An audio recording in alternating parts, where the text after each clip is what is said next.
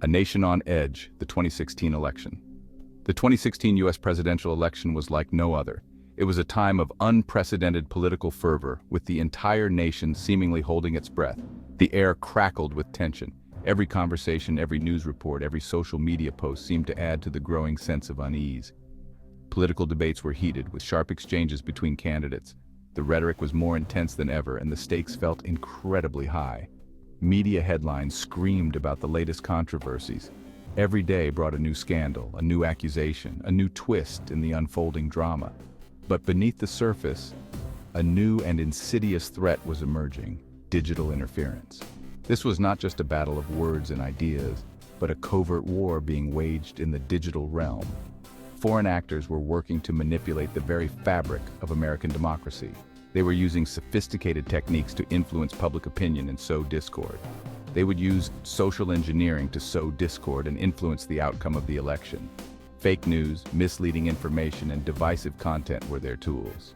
Social media platforms, once seen as forums for connection and communication, were becoming battlegrounds for information warfare. The very platforms designed to bring people together were now being used to drive them apart. The internet, a symbol of progress and innovation, was being twisted into a tool for manipulation. The lines between truth and falsehood were becoming increasingly blurred. The stakes were incredibly high, with the future of the nation hanging in the balance. Every vote, every decision, every piece of information seemed to carry immense weight. Few could have predicted the extent to which social engineering would impact the election, leaving a lasting scar on the American political landscape. The shockwaves were felt across the nation. The 2016 election highlighted the vulnerabilities of democratic societies in the digital age. It was a stark reminder that even the most robust systems could be undermined by determined adversaries. It served as a wake-up call to the very real threat of foreign interference.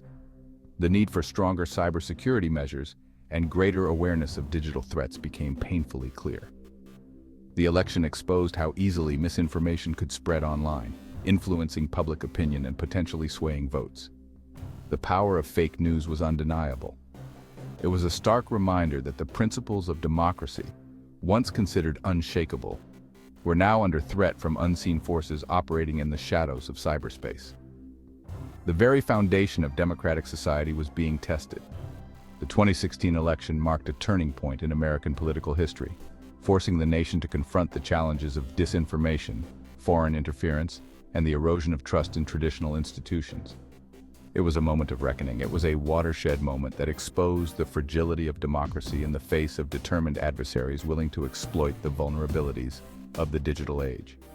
The lessons learned would shape the future of American politics. The ramifications of this interference would continue to be felt for years to come, shaping the political landscape and prompting a national conversation about election security, media literacy, and the role of technology in a democratic society. The journey to safeguard democracy had only just begun.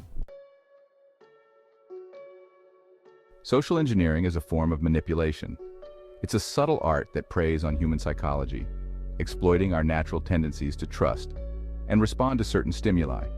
It uses psychological tricks to deceive people, making them act in ways they normally wouldn't. This can range from simple tricks to highly sophisticated schemes. Imagine a hacker trying to break into a computer system. They might not always rely on complex algorithms or advanced coding techniques. They don't always need sophisticated code. Instead, they might use social engineering to find a way in. Sometimes they just need to trick someone into giving them the key. This could be as simple as convincing an employee to share their password. In the context of the 2016 election, social engineering took on a new and dangerous form. It wasn't just about individual targets anymore. It involved using social media to manipulate voters on a massive scale, influencing public opinion and behavior. Russian operatives created fake accounts, posing as Americans. These accounts were designed to look and sound like real people. They spread misinformation and propaganda, carefully crafted to exploit existing divisions and tensions within society. Their goal was to sow discord and undermine trust in the democratic process. By creating chaos, they aimed to weaken the fabric of society.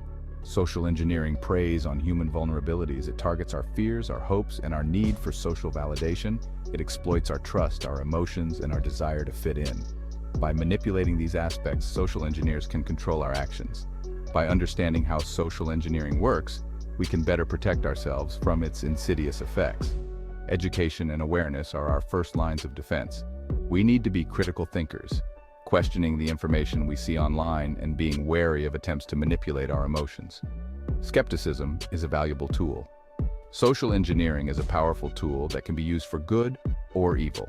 It's a double-edged sword that requires careful handling. In the wrong hands, it can be used to manipulate and exploit.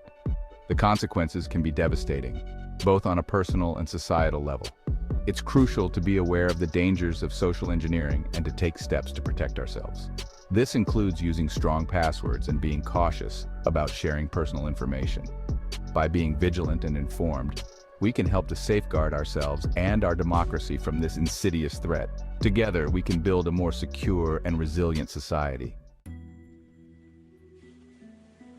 Two key players in Russia's social engineering campaign were the Internet Research Agency, or IRA, and the GRU. These organizations were instrumental in executing a sophisticated and multifaceted strategy aimed at influencing global events, particularly the 2016 US presidential election. The IRA, often described as a troll factory, was a shadowy organization based in St. Petersburg, Russia. It operated with a high degree of secrecy, employing a large number of individuals who worked tirelessly to create and manage fake social media accounts. These individuals were tasked with spreading disinformation and propaganda, aiming to manipulate public opinion on a massive scale. They targeted various social media platforms, including Facebook, Twitter, and Instagram, to reach a wide audience. The GRU, Russia's military intelligence agency, played a more covert role. Unlike the IRA, which focused on social media manipulation, the GRU specialized in cyber espionage and hacking operations. It was responsible for hacking into the Democratic National Committee, or DNC, and releasing stolen emails through platforms like WikiLeaks. This operation was designed to create chaos and distrust within the American political system. These organizations worked in tandem to interfere in the 2016 election.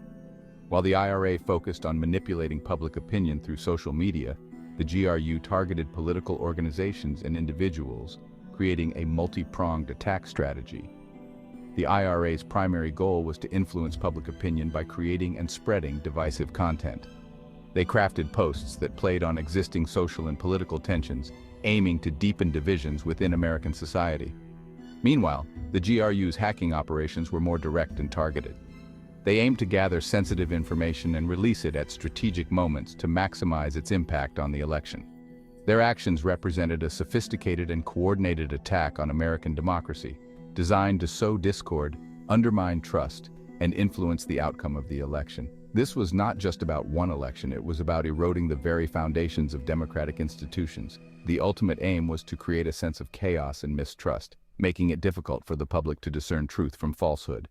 By doing so, they hoped to weaken the democratic process and make it easier to manipulate future events. The IRA and the GRU employed a range of tactics to achieve their goals. They created fake news websites and social media accounts posing as legitimate sources of information. These fake accounts were designed to look authentic, making it difficult for the average user to distinguish between real and fake news. They used bots to amplify their message, making it seem like their views were more widely held than they actually were. These bots could generate thousands of posts and interactions, creating the illusion of widespread support or opposition. By using bots, they could quickly spread their messages across social media platforms, reaching millions of users in a very short period. This amplification made their disinformation campaigns much more effective. They also exploited existing social and political divisions within the United States, using inflammatory language and imagery to stoke tensions between different groups.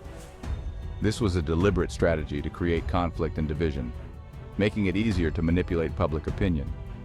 By targeting hot-button issues and using provocative content, they were able to generate strong emotional reactions, further deepening the divides within American society.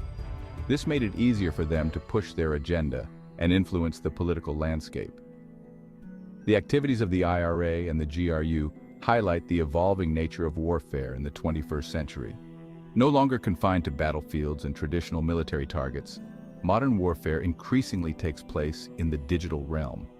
It involves the manipulation of information, the exploitation of social media, and the undermining of trust in democratic institutions. This new form of warfare is less about physical confrontation and more about psychological manipulation and information control. It involves the manipulation of information, the exploitation of social media, and the undermining of trust in democratic institutions. The 2016 election served as a wake-up call to the very real threat posed by these new forms of warfare. The 2016 election served as a wake-up call to the very real threat posed by these new forms of warfare. It underscored the need for greater vigilance and stronger defenses against these kinds of attacks, as well as the importance of educating the public about the dangers of disinformation and cyber warfare. One of the most effective tactics used by Russia was disinformation. This involved creating and spreading false or misleading information. Fake news headlines, designed to look like genuine articles, flooded social media feeds. These fabricated stories often targeted one candidate or party, promoting negative narratives and undermining their credibility. These weren't just random, inconsequential lies.